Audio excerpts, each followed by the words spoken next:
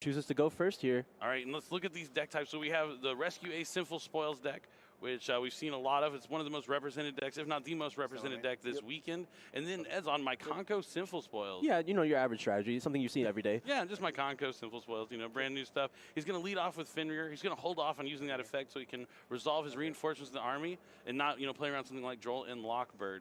So he's going to add a brand new card from Age of Overlord, and that's Gin the Diamond Tiger. Yeah, we haven't seen this all tournament so far. Like, we knew this card was going to do damage eventually. The biggest problem with this card is getting it to resolve, but once it resolves, it feels like the game's already over.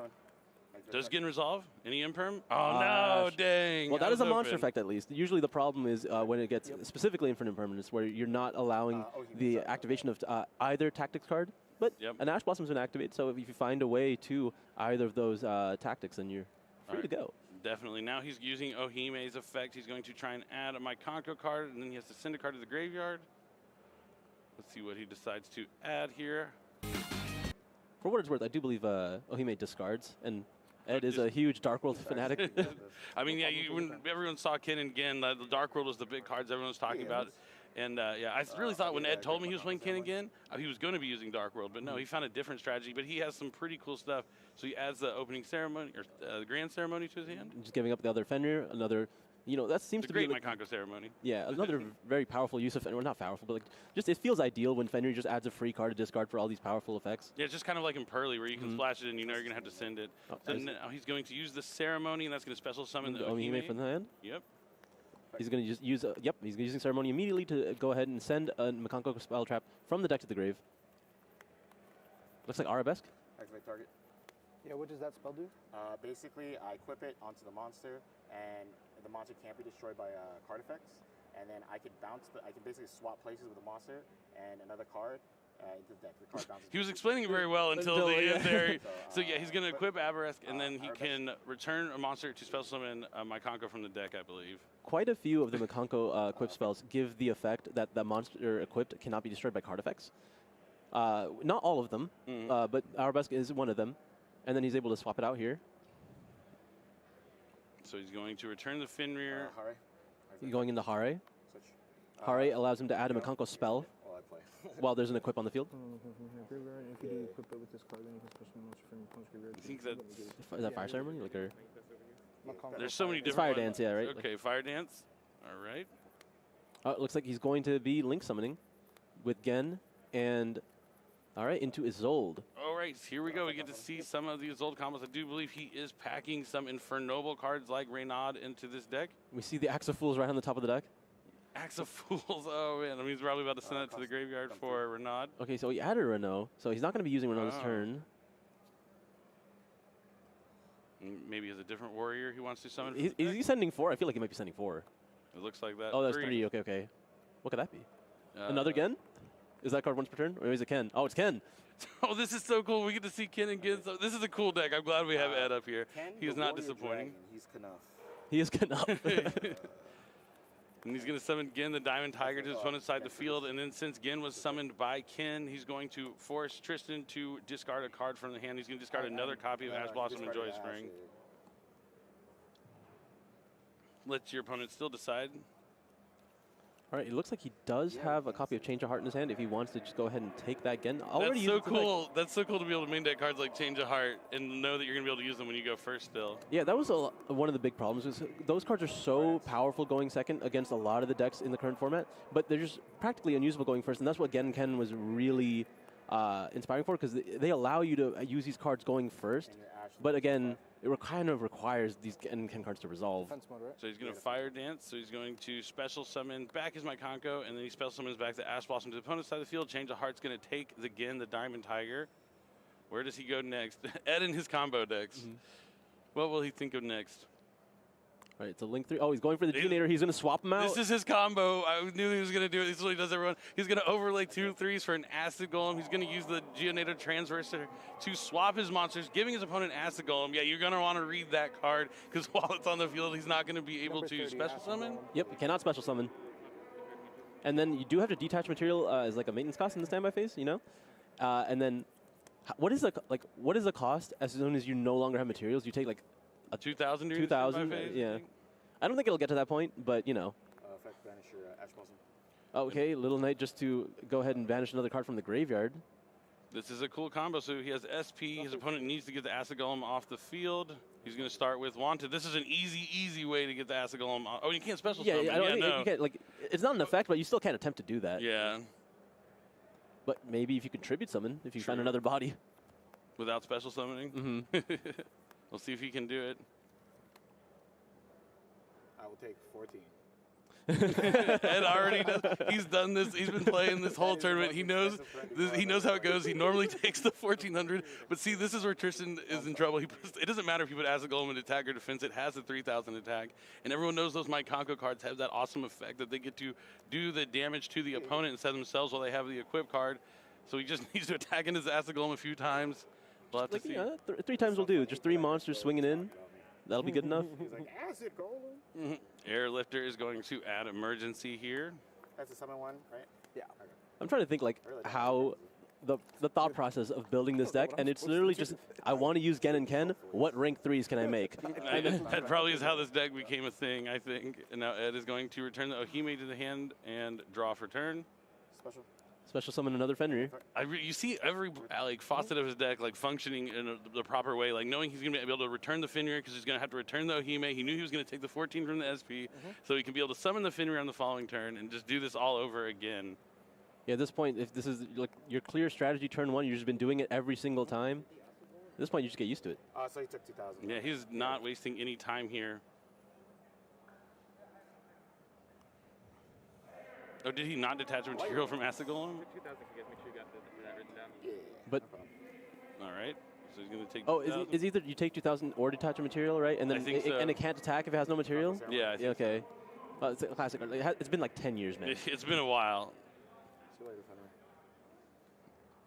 All right, so he's going to discard the Fenrir for the Ohime that added the Ceremony. Now he's going to use the Ceremony again to summon the Ohime. We saw this last turn. Banish the Ceremony. The last time there was a YCS in Indianapolis, was Acid Golem being summoned then? Maybe. I wouldn't be surprised. It's been that long. Yeah, Windups, I think, may have used it back then. Yeah, 2013. Not that much changes. All right, and he's going to add Mikanko Spirit Walk. Yeah. Tap again. Didn't attack, and that's going to be enough. He took the 2,000, 2 attacks. That's 6,000. Stop your timer, and we're just going to hold until the stage gives us the all clear to go. But you side normally. Perfect. Oh, and he wins instantly. So we are diving into our side decks right now. Going into game number 2. What a good game. I mean, Ed just really showing, I mean, this is what we wanted to see. He won the die roll, and he got to show exactly what his deck does. And I think we're seeing why he's in this position. I mean, 2 losses, it's going to happen to no matter what deck you play. You can take a couple losses, but he knows his combo in and out. He knows what his deck's trying to do and how to do it. And I guess as long as you open up with, like, the combination of Fenrir and Ohime, you're in there. And I guess he also had the Diamond Tiger, or Gin, yeah, Diamond Tiger. Yep, I had it right. Yeah. I'm always worried about getting Gin the Dragon Warrior, Gin the Diamond Tiger. Yeah, it was a pretty strong opening. He had access to Fenrir, he had access to Ohime, he had already had access to Gen via Rhoda. So it's just being able to find those tools every single game is probably not what you're looking for. I think there's just a bare minimum. I think like being able to piece together Ohime with as many other cards as you can is probably enough, and then just being able to rely on the additional engine pieces, because it's not like each individual Mikanko spell is bad. They all have some pretty powerful effects. Yeah, I mean, even Snatch Steal on one of them, just take your opponent's monster is pretty fantastic.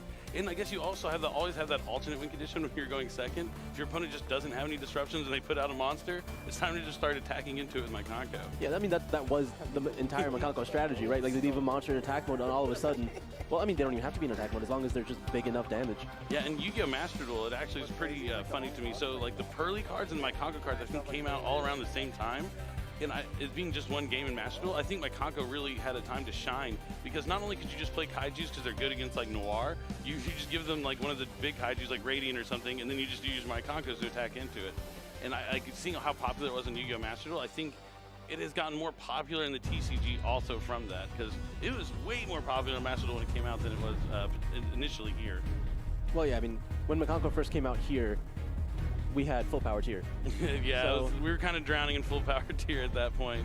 That is for sure. It's kind of hard to play when the best deck pretty much, arguably of all time, is running around. I mean, I did play one event, like I played a VIP with the Mikanko cards in there because it just allowed some Rank 6 plays. The rank 6 plays, and allowed like a really neat interaction that you couldn't really do anything else with at the time. Is if your opponent makes Mud Dragon on your turn 1, which is very common at that point, there's no real way to out it besides triple tactics talents. But the Mikanko card, because the way the Rondo Snatch Deal works, doesn't target, which might be relevant in this match, but that was a good way to take their Mud Dragon. Definitely. It looks like Judge just giving him a few instructions before the round starts. They're shuffled up, and it looks like Tristan is going to choose to go first. Can't blame him. Ed is clearly on a combo deck, but does Tristan know how to play against the Mikanko cards? Does he know how to try and avoid having what just happened to him happen this game? We'll have to see. Will Ed be able to just use the Geonator Transfer to essentially do the same thing and win on his second turn? Is his deck good at going first and second? Only time will tell.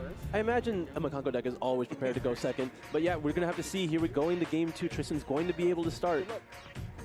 I wonder if he made the conscious choice, like, okay, Ed's going to actually side into every single board breaker possible. Maybe I should just make him start now, because if you know what your opponent's doing, you have an ideal strategy to just stop like them making Acid Golem, then you could technically just make them start and deal with the one thing that they're going to do, because that's the thing about rogue strategies, right? They usually only have the one thing that they're trying to do, and you can just prepare for it. Definitely. And it looks like Tristan is keeping his wits about him. He's cool, calm, and collected. He's going to summon this Collector's Rare Rescue Ace Hydrant to add a Collector's Rare's Rescue Ace Turbulence. I'm glad you said something, because oh, they're beautiful. Yeah, they look so good. Looks like Alert is coming up next. Yep, when you have Hydrant on the field, you can actually just add a Rescue Ace monster from your deck. Just getting Preventer here. Makes a lot of sense. Having Preventer and Turbulence already like this, is he just going to activate the effect of Diabellstar? That would be, please. We want to see it. We've featured so many decks with it in it, but we haven't got to really see the awesome synchro summoning capabilities with stuff like Jet Synchron and Rescue Ace. But it looks like it's just a Rescue Ace hand here. None of the wanted spells. So he's going to link away the Hydrant, banish the Hydrant, special summon Rescue Ace Preventer from the hand. Now has 2 monsters on the board. He'll be able to link those away, and then when the Preventer is sent to the graveyard, he'll be able to special summon back that Hydrant. Yep, it looks like he's going for Proxy here. I think he's going to maybe try to set up a Dweller play, or he's just going to try to put up a Mud Dragon to protect his Turbulence, but he doesn't really need to. He already has Emergency in his hand. We'll have to see. I would think maybe if he played like Baguska, maybe going in turn 1 Baguska wouldn't be too terrible against Ed's deck, but yeah, it'd be pretty decent. Call fire. He would have to have like Rescue Ace and a way to get to Airlifter. But it looks like, yeah, it's just the Mud Dragon to have that targeting protection, as you mentioned. Yep, just playing around. As long as you don't summon in attack mode, you're chilling. Because I can't axe the fools that. You're good. Definitely smart. You could use SP Little Knight to dodge Infinite Impermanence or Mud Dragon. Pretty solid. I wonder, okay, it might be an interesting choice. Opting to maybe leave Mud Dragon as anti-targeting just so he can't target any of his monsters. With equip cards? Yeah. Because they could also like start with equip cards like Aberisk on your monsters to special summon the Mykonkos from their deck. You're setting emergency, you already have emergency. Well, you can't even confirm that. You're good, you're good. So he's only setting 3. Emergency, Contain, and Alert, I believe. Probably Rescue. Oh, Rescue. Yeah. Yep. Yeah. It's hard to tell because they're both ultra rare. You can do up to 3 with Turbulence, so. Up to 4? Oh, sorry, yeah, that one. I knew what you meant. It's because he has 2 more. He'd only set 3 because he has 2 more cards he wants to set to a spell in Trap Card Zone. And he's going to pass with his Mud Dragon, Rescue a Turbulence, 5 cards to the back row. He's going to call fire right away. Doesn't want his Turbulence to be targeted. Doesn't want any of his monsters to be equipped with any of those Mikanko equipped spells. Tristan trying to adapt here to a strategy that's not typically common. That is insane. I only play 1. What? Show me it. End of battle? Yeah. Evenly? What? Inner battle phase, he said he only plays 1. Inner battle phase, into battle phase, activate evenly matched. Ed's a sicko. Oh, no. Look at that smile. Look at that, man. He was okay. He realized he made me smiling too much, and the game's not over quite yet. Oh, no. The smile's back. It's back. All right, so here we go. What is he going to keep? I can't equip. He's just keeping, yeah, we don't know which spell and trap it is. Banishes everything else face down. I feel like he kept the Super Polymerization. Activate. That would make sense. Now he's going to summon Gin the Diamond Tiger. That's the one you want to summon because Gin will summon Kin to the opponent's side of the field. Kin has the awesome effect if it's summoned by Gin. Your opponent must draw 2, or they can draw 2 and discard a card from their hand. And Ed is the opponent, so he will be benefiting here from Kin the Dragon Warrior's effect. Ken the Warrior Dragon? Yeah, I'm using Ken the Warrior Dragon to draw 2. Sounds good. Draw 1. Draw 2. All right, it looks like. 1. He will likely Warrior Dragon. I've been saying Dragon Warrior. Dragon Warrior sounds more like smooth to me for sure. Either way, he's both of those themes. Wow, he's just he's gonna get rid of every single card that Tristan has here. Gonna have the change of heart. He did discard the Rondo as well. He's gonna go for Garura here, discarding Emergency with Super Polymerization. Yeah, he's gonna lose the card anyway. He might as well just take advantage. And there's the Arabesque on the Return Garura. it. Special summon from my deck. Tristan has 0 cards. He does have Emergency in his graveyard, I guess, which is something. It is something. 0 Sinful Spells cards in his grave to access any additional value. And I think that's how Ray is going to add Fire Dance. Fire Dance. Yep. We're good. Yeah, you're good. Jinx. Solid. Thank you. Yes, yes. I gotta stop doing it. We gotta stop meeting like this. So Infernoble Knight Renat. You control a Fire Warrior, special summon row. Add back the Rondo. Now he's going to send them both to graveyard for. Is old? It probably is old. That's 2 words. No, it's it's a Synchro summon for Herald of the Arclight. Fire Dance. You know, having something that can negate pretty much any card your opponent draws when they're sitting on 0 cards, pretty solid. But nope, looks like he's. Oh, but it's Herald of the Arclight in his ritual deck, so he's gonna get the benefit from sending to the graveyard to link summon SP Little Knight. And then just going to go ahead and banish a card from the graveyard as well. Just going to go ahead and get rid of that Hydrant. I might have gone after the Emergency. It doesn't really matter. There are no Rescue A spell and trap cards because of that evenly matched was huge. I think Ed even said he only plays 1. Hold on. I'm going to check his deck list real fast. Yep. He's not a liar. Ed Deception is a man of his word. Ed, where's all my He wanted his opponent to know it, that I side deck 1 and I drew it. Tristan just asked Ed, where are my cards? They're all gone. They're all banished face down They're right in the now. garbage. Here comes the Ceremony. It's going to special summon Ohime from the hand. He's going to banish the Ceremony from the graveyard to send. Yeah, Ed's just playing really quickly here, but make sure he's clarifying which effect he's activating. Yep, he's going to just actually send the Huli here. Oh, it sends any Mikanko card. That makes sense. Oh, he's going to use the effect of the spell in the grave to equip the monster from the grave. So now none of his cards can be targeted. No Mikanko cards. Yep, and because it's equipped, he's able to add a Mikanko trap from the deck. He's going to go for Spirit Walk. Mikanko Spirit Walk. And this is a good enough setup here. His Mikanko cards cannot be targeted because of the Huli that's equipped. Yeah, it's so annoying when that happens because you can't like infinite impermanence them or anything, and then they just crash into your monsters for games sometimes. Although this technically makes it a lot harder for Ed to find his game shot against Tristan, because Tristan has no monsters to attack into. He's just going to have to do it himself. Oh, he has no monsters to attack into is solid. He has no cards to his name either. Yeah. I mean, I'm just saying. It doesn't look as simple for the Mikanko strategy. Ed will find a way just to give him a monster to attack into. He might just attack normally. Take the standard route. I like you seeing the silver lining. At least he's not going to be able to attack into any of these monsters in the game. Okay, so the Ohime returns back to the hand, and he draws. It looks like, yeah, Tristan just drew first turn pass. In phase, the Ohime returns thanks to the Ceremony. Oh, you're good. And now he's going to... The Arbush goes to grave because it no longer has an equip. Activate. Using Ohime again. Going to reveal the Ohime, gets to add a Mikanko card, then discard a card to the graveyard. Another Ceremony here. Consistency is key with this deck. He's going to discard it again, maybe? Or just a Rondo? Or, yeah, that's Rondo, right? Yeah, there's no monsters to take here. And we're normal summoning again. Would like to draw more cards? We go again. Here we go again. No, he probably only plays 1 Ken. Okay, that makes sense. Goes into Isolde. No effect to add, just going straight to send some equip spells here. Axe of Fools. There it is. Oh, no, okay. There's Arabesque. And Axe of Fools. There it is. I am the fool. How many more do we got? Just 2. It's 2. I don't think I can resolve it. Yeah, he does not have 3 equip spells anymore. You're good. Have you received one in the tournament so far for that? Let me make sure I can resolve it first. Oh, he might be able to do it for 1, like in because the Renault's already gone 2. Yeah. No, I've not received any PE minus this whole weekend. From my prior knowledge. Just playing a little quick here. Then, you know. Yeah. He just didn't count his equip spells. Not a big deal.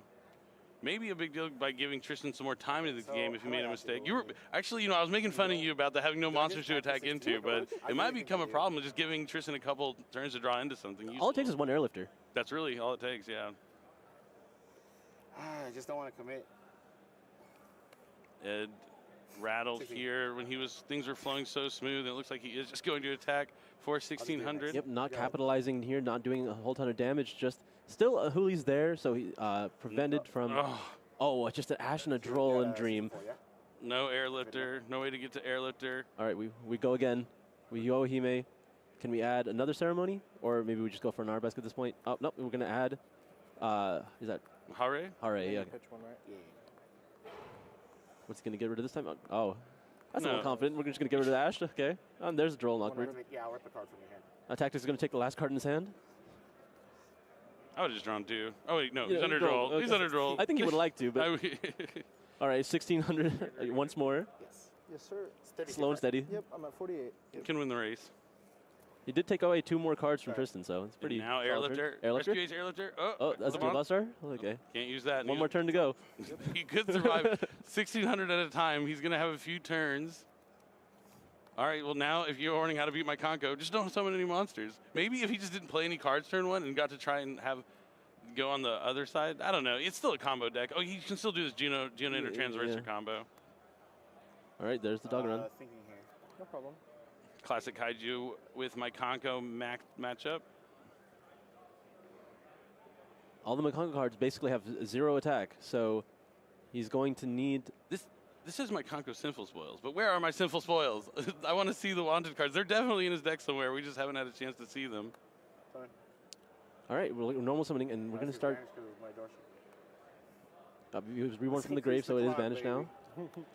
Okay, that's a Hida just to link summon. Is he just going to go into maybe something along the lines of? 34.